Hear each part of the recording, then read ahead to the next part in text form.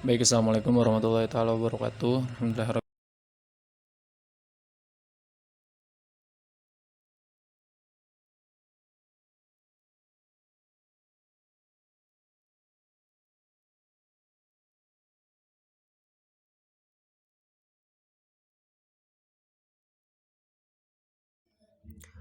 Bismillahir- Bismillahirrahmanirrahim. Assalamualaikum warahmatullahi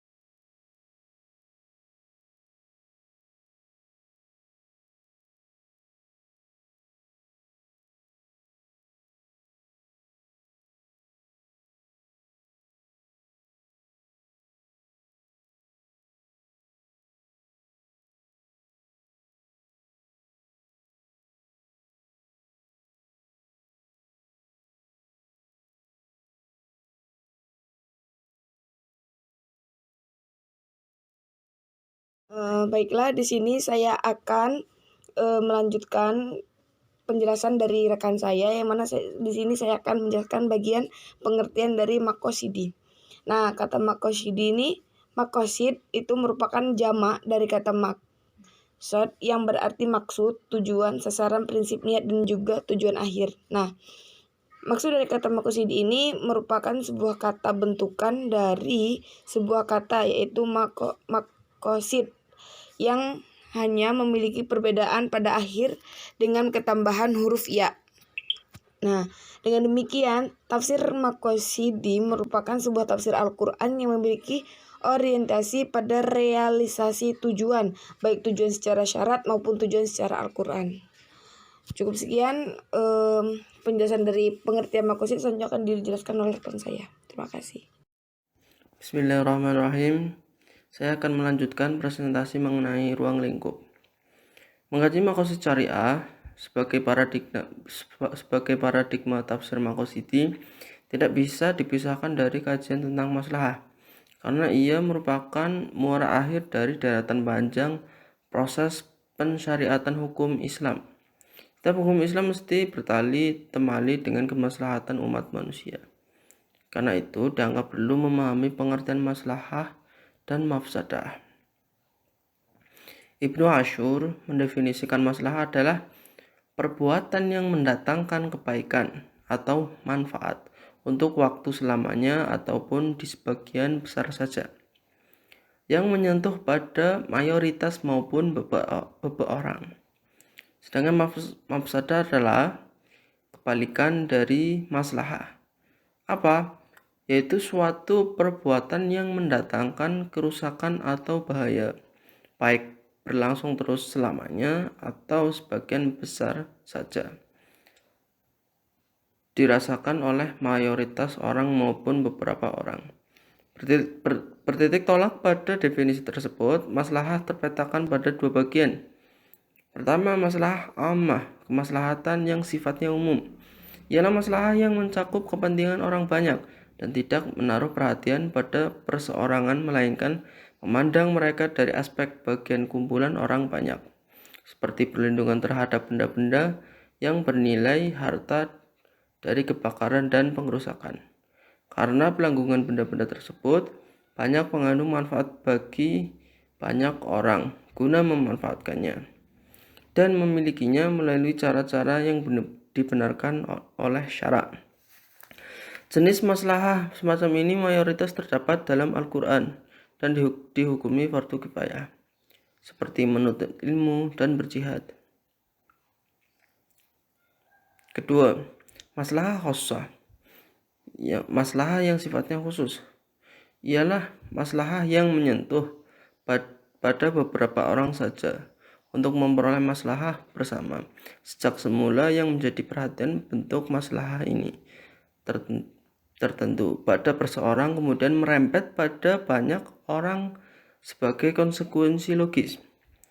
Bentuk maslahah jenis ini sebagian didapati dalam Al-Quran dan mayoritas terdapat dalam As-Sunnah, seperti perlindungan harta milik orang yang hilang akal, baik untuk diserahkan kembali kepadanya setelah ia sembuh ataupun diberikan pada ahli warisnya, jika harapan untuk sembuh sangatlah tipis. Kemudian ada 4 standarisasi yang mesti melekat pada suatu yang diproyeksikan sebagai maqasid syariah.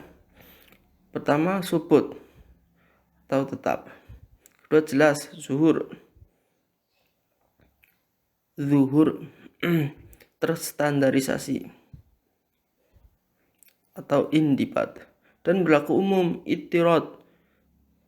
Subut adalah hikmah-hikmah yang secara pasti atau diduga kuat bisa direalisasikan. Kemudian zuhur berarti jelas, dalam pengertian para fuqaha tidak berselisih dan tidak menimbulkan kekaburan dalam menentukan hikmah tersebut.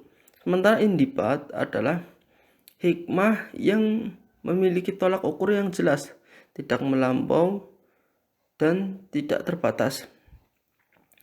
Dan itirad adalah hikmah yang tidak mengalami perbedaan lantaran perbedaan keadaan arah, tempat, dan masa.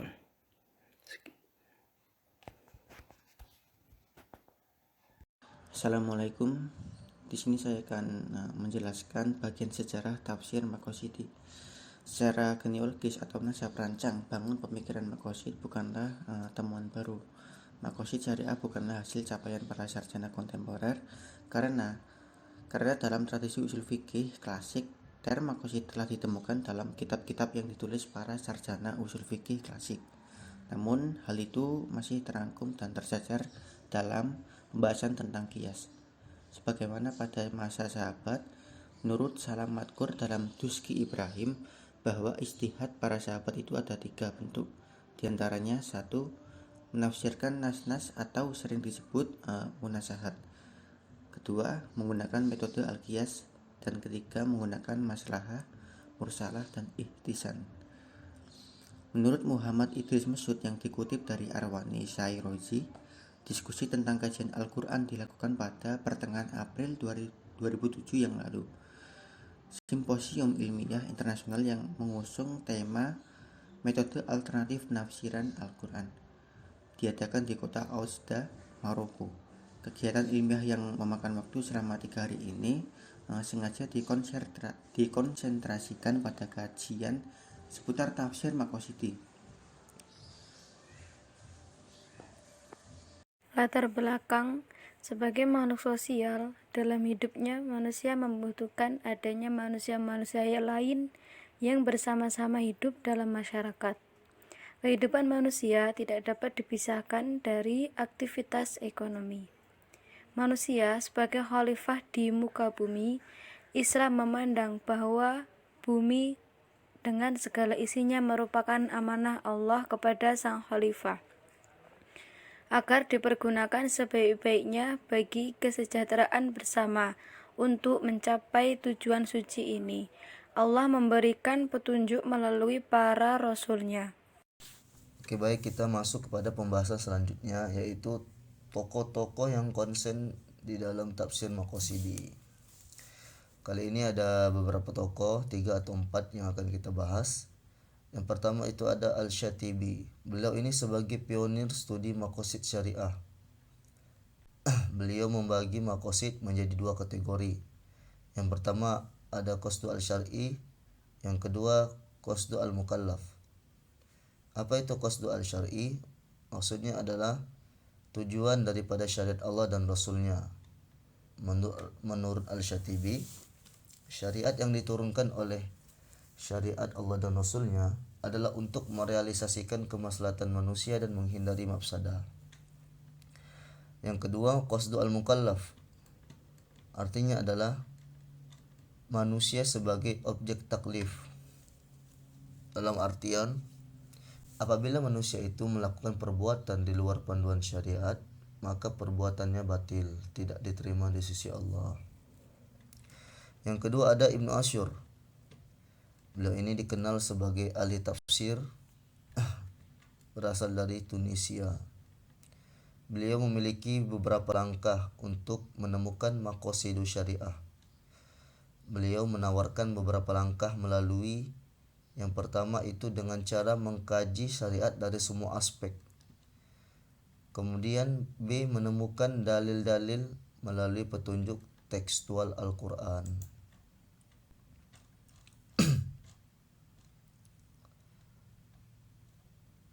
Kemudian yang ketiga ada namanya Jasir Auda. Jasir Auda menurut Muhammad Amin Abdullah. Beliau ini adalah Muslim kontemporer yang konsen pada reformasi filsafat hukum Islam atau yang dikenal dengan usul fikih. Ada beberapa fitur yang digagas oleh Jasir Auda ini sebagai pisau analisis. Di antaranya yang itu adalah fitur dimensi kognisi dari pemikiran keagamaan atau yang dikenal dengan al-idrokiyah. Artinya adalah fikih digeser dari klaim sebagai bidang pengetahuan ilahiyah menuju bidang kognisi pemahaman rasio manusia terhadap pengetahuan ilahiyah.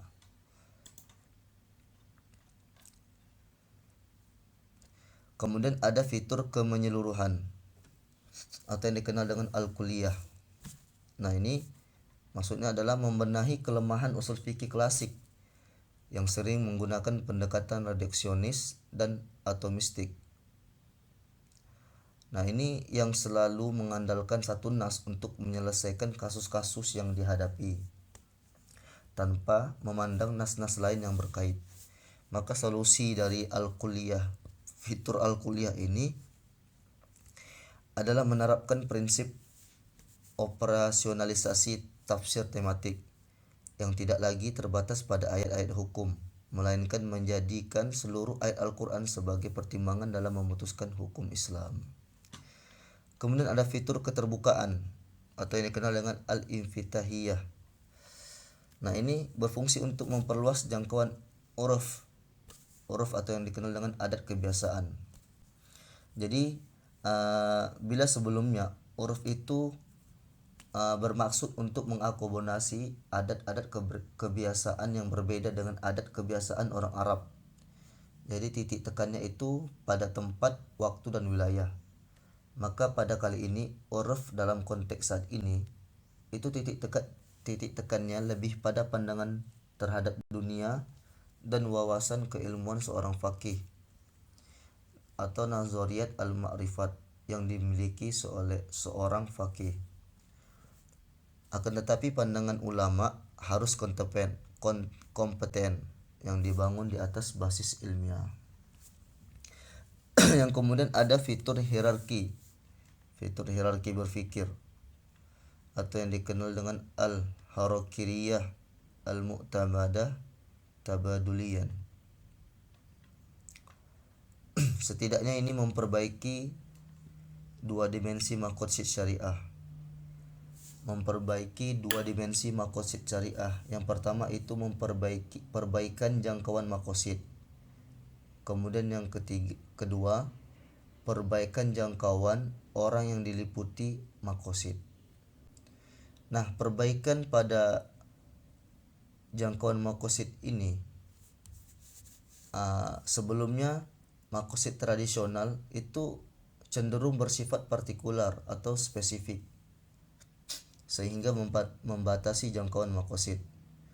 Nah, maka pada fitur hierarki ini kita berusaha untuk mengaitkan atau mengkorelasikan makosid secara hierarki dengan meliputi makosid umum yang ditelaah dari seluruh bagian hukum Islam, kemudian makosid khusus yang diobservasi dari seluruh isi bab hukum Islam tertentu, dan makosid partikular yang diderivasi dari suatu nas atau hukum tertentu. Kemudian yang kedua, perbaikan jangkauan orang yang diliputi makosid. Nah, jika sebelumnya makosid tradisional itu bersifat individual, maka pada fitur hierarki ini harus saling berkaitan, memberikan dimensi sosial dan publik pada teori makosid kontemporer. Kemudian ada fitur berpikir keagamaan yang melibatkan berbagai dimensi atau dikenal dengan multidimensionality atau ta'addud al-ab'ad, dengan tujuan yaitu memperluas jangkauan penglihatan dengan memasukkan satu dimensi lain. Contoh, karena sebelumnya bisa saja terjadi dilema di antara dalil-dalil yang bertentangan, ta'arud al-adillah. Contoh, pada sebuah kasus, bila kita memandang suatu masalah dengan monodimensi seperti perang dan damai, perintah dan larangan, laki-lakian dan atau kewanitaan, dan seterusnya, maka akan menimbulkan kemungkinan besar pertentangan antar dalil.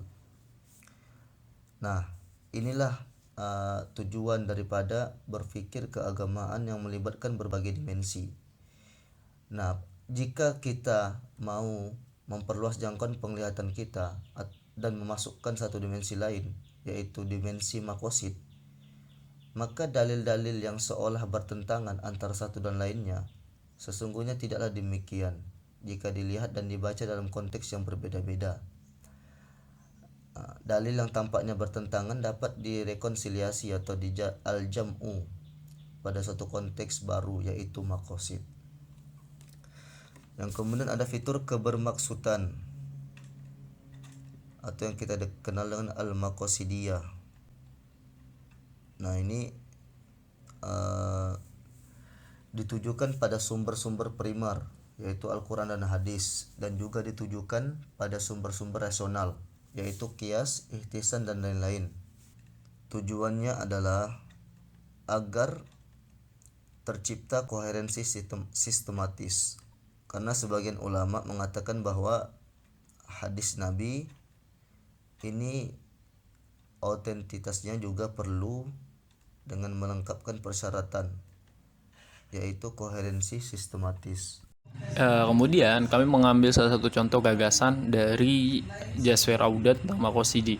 Menurut beliau ada beberapa hal atau beberapa fitur, ada sekitar 6 yang digagas sebagai pisau analisis. Yang pertama adalah dimensi kognisi dari pemikiran agama itu sendiri. Maksudnya adalah fikih sebagai klaim bidang pengetahuan ilmiah bergeser menuju bidang kognisi atau pemahaman rasio manusia terhadap pengetahuan ilahiyah. Dalam artian, fikih tidak hanya berbasis kepada pengetahuan ilahiyah semata, tetapi kepada pengetahuan secara rasio terhadap ilahiyah. Kemudian yang kedua adalah fitur kemenyeluruhan atau kuliah atau wellness. Nah, solusi yang ditawarkan oleh beliau adalah menerapkan prinsip holism atau melalui operasional tafsir tematik yang tidak lagi terbatas pada ayat-ayat hukum, melainkan menjadi seluruh ayat-ayat Al-Quran sebagai pertimbangan dari putusan hukum Islam. Dalam artian, satu ayat dengan ayat yang lain tidak merupakan satu bagian yang menyeluruh atau tidak terpisah satu sama lain. Kita menetapkan hukum tidak hanya berbasis kepada ayat-ayat Al-Quran yang berbicara tentang hukum, tapi kepada seluruh ayat-ayat Al-Quran sebagai pertimbangan dalam memutuskan suatu perkara hukum tertentu. Kemudian yang ketiga adalah keterbukaan atau openness al-infitahiyah. Ini berfungsi sebagai memperluas jangkauan urf atau adat kebiasaan, di mana suatu hukum tertentu tidak bisa terlepas dari adat atau istiadat di mana hukum itu diterapkan atau di mana hukum itu muncul. Ada salah satu keterbukaan dengan adat istiadat di daerah-daerah tertentu sebagai basis awal penetapan hukum. Kemudian yang keempat adalah fitur hierarki berpikir, di mana salah satunya saling mempengaruhi antara integrasi hierarki atau harokah dan mutamaadah tabadulian. Kemudian yang kelima adalah berpikir keagamaan yang melibatkan berbagai dimensi atau multidimensional, tidak hanya menetapkan hukum itu kita melihat dari aspek hukum, tapi juga melihat dari sisi sosiologis, antropologis dari suatu hukum itu sendiri. Kemudian yang terakhir adalah bermaksud atau tujuan atau makosidiyah dari hukum itu ada. Selanjutnya adalah kemudian muncul pertanyaan bagaimana sebenarnya metode atau penerapan hukum berbasis makosidi ini atau tafsir makosidi ini. Nah, dalam melakukan penafsiran ini ada beberapa metode yang harus dilalui atau diperhatikan untuk mengetahui menemukan makosidi dari suatu nas yang hendak ditafsiri. Yang pertama adalah teks-teks dan hukum tergantung pada tujuannya atau an-nusus wal al-ahkam bil makosidiha. Hal ini didasari oleh masalah taklil, yaitu teks-teks syariah dan hukum-hukum bertujuan untuk masalah hambanya. Jadi tujuan utama dari hukum itu tentu adalah kemaslahatan hamba. Kemudian yang kedua adalah mengumpulkan antara kuliyatul al-ammah dan dalil-dalil khusus, antara yang dalil-dalil yang berbicara tentang hal umum dan dalil-dalil khusus, karena keduanya merupakan salah satu bagian yang tidak terpisah. Kita tidak bisa hanya mengambil dalil-dalil khusus tanpa memperhatikan kuliyatul ammahnya bagaimana. Kemudian yang ketiga adalah jalbu al-masai wa darul mafasid, adalah mendatangkan masalah dan mencegah kerusakan secara mutlak. Ini adalah salah satu dari metode atau penerapan atau salah satu pertimbangan tafsir makosidi. Kita mendatangkan kemaslahatan dan mencegah kerusakan. Itu itu dalil yang paling dasar tujuan dari makosid. Dan yang terakhir adalah mempertimbangkan akibat suatu hukum atau itibar al-ma'alad. Jadi ketika kita menetapkan suatu hukum berbasis tafsir makosidi ini, akibat apa yang akan ditimbulkan oleh kebijakan atau hukum ini gitu. Tentu jika ini mendatangkan kemaslahatan dan mencegah kerusakan itu baik, tapi jangan sampai malah hukum ini berakibat kepada kita cuma mendatangkan kerusakan dan mencegah kemaslahatan atau kebalikan dari jalbul masail wa darul mafasid. Itu jangan sampai.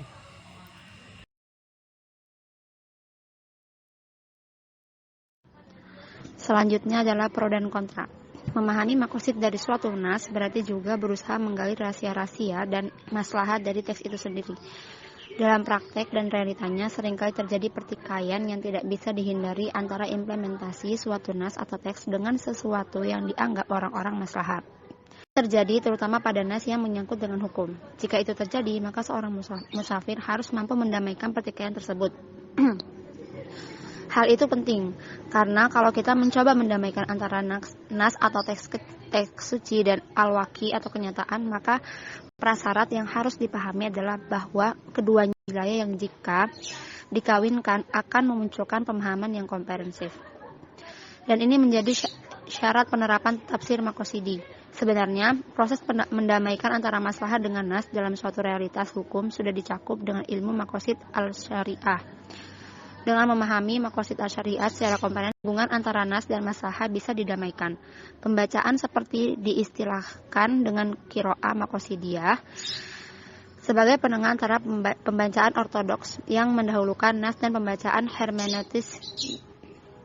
Dan ini sudah jauh diperkenalkan oleh Al-Satibi dalam bukunya Al-Mufaqat. Dalam kitabnya Al-Mufaqat, ia menghabiskan lebih kurang sepertiga pembahasan mengenai makosid al-syariah. Sudah tentu, pembahasan tentang maslahat pun menjadi bagian yang sangat penting dalam tulisannya. Ia secara tegas mengatakan bahwa tujuan utama Allah menetapkan hukum-hukumnya adalah untuk terwujudnya maslahat hidup manusia, baik di dunia maupun di akhirat. Karena itu, taklif dalam bidang hukum harus mengarah pada dan merealisasikan terwujudnya tujuan hukum tersebut. Seperti halnya ulama, Seperti halnya, ia juga membagi urutan dan skala prioritas maslahat menjadi 3 urutan peringkat, yaitu daruriyat, hajiyat, dan tahsiniyat. Al-Syatibi berpendapat bahwa maslahat tidak boleh dilepaskan dari nas syar'i atau berdiri akal. Baik akal maupun nas harus sama-sama dipakai dalam menetapkan suatu maslahat. Ia mengatakan salah besar kalau akal punya otoritas melebihi nas yang berkonsekuensi syariat boleh dibatalkan oleh akal. Permasalahan maslahah ini sebenarnya hanya terkait dengan sudut pandang dalam melihat masalah.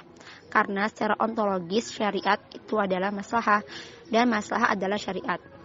Dan itu kembali ke hakikat syariat itu sendiri, yaitu bertujuan untuk kemaslahaan manusia. Jadi, ketika memandang suatu nas bertentangan dengan maslahah, maka maslahah apakah yang dimaksud? Ini adalah pertanyaan yang diajukan oleh Shuni dalam kitab Al-Tijihad Al-Nas Al-Waqi Al-Maslahah. Jadi butuh kehati-hatian dan kejelian dalam memutuskan kandungan maslahah dalam suatu masalah sebelum mempertentangkan